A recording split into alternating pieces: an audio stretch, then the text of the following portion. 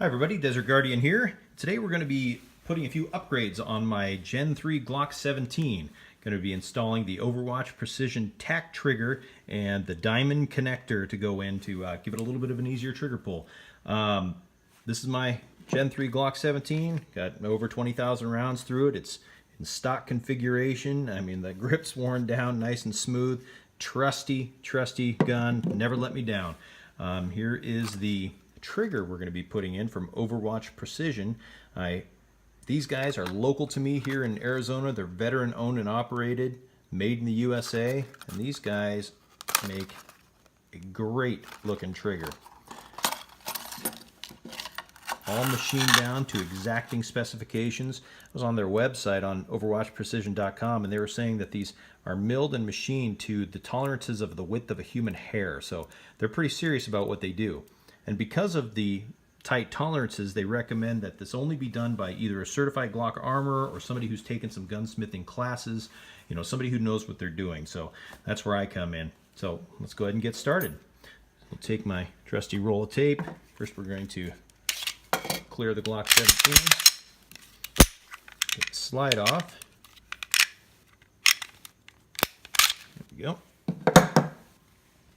So we've got the stock Glock trigger bar assembly, housing back here, the connectors in there, so we're going to pull all that off. So first thing we want to do is grab our armorer's tool and get some pins pushed out. Tab here. Take out the upper pin here. And then we'll take out the stubborn one, the trigger pin. Go. Remove the slide release here. Pop up the rail set here. Then we can take the whole trigger assembly out. So we'll go ahead and set the frame aside. So here is the stock trigger assembly with the trigger block, connector, trigger, and trigger bar. So we'll take this and we give it a little bit of a twist. It'll pop out, and then we'll disconnect the trigger bar from the trigger spring. Hopefully you've got enough light to see that. So it's got a little hole right here that goes in that spring and pulls it over. So we'll set aside the factory trigger. And like I said in the beginning, I'm also going to swap in this diamond connector. So we'll pop off the old connector. It's going to let me get it out of there. Sometimes they're in there good and tight like they're supposed to be, which is why I have a little pokey tool. Grab that. Now you don't want to bend it or flex it, but just slide it out. Set that aside. We'll take our new diamond connector, which is a 3.5 pound connector. Slide that into place. We'll take our new Overwatch Precision trigger, and the hole for the spring is right here. So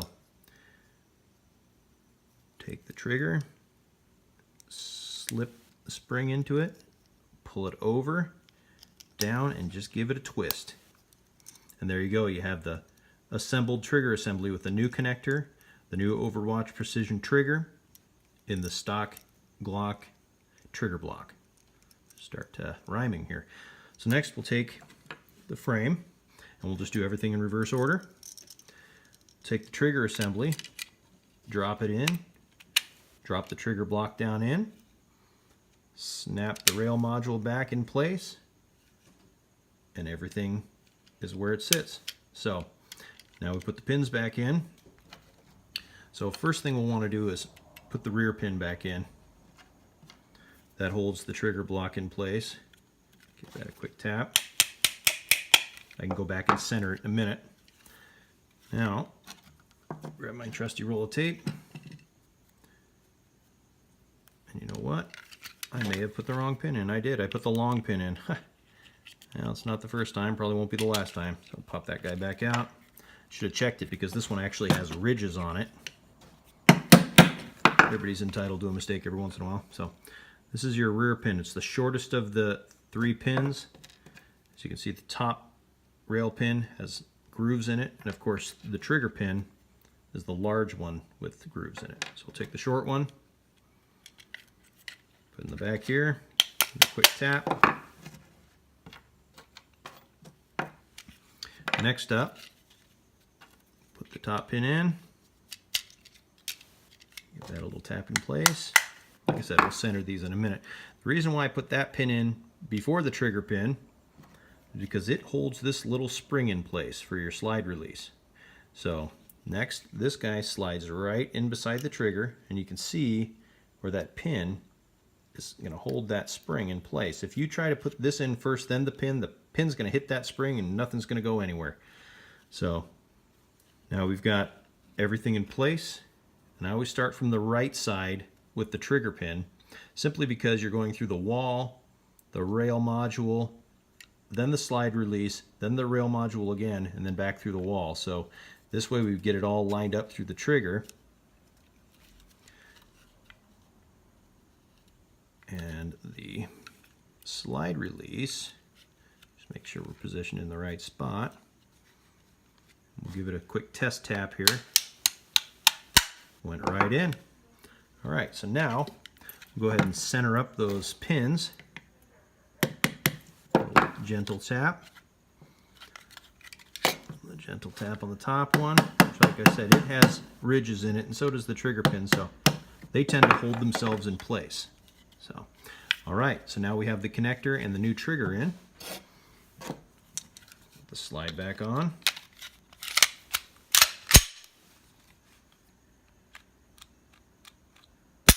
Wow. So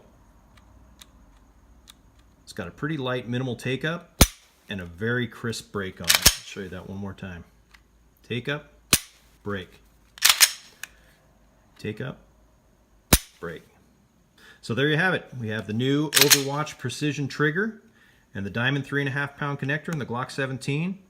Got a nice crisp break now, really light trigger pull. So that should be fun once we get it out to the range. If you have any questions or comments, feel free to comment below. But we'll get some more pictures up and some range time up on this one. And I hope everybody enjoyed the installation of the Overwatch Precision TAC trigger. That's it for now. Desert Guardian, out. Hey everybody, I'm back for one quick second. It came to my attention that I didn't show you the reset on the new trigger, so we'll show you that real quick. All clear.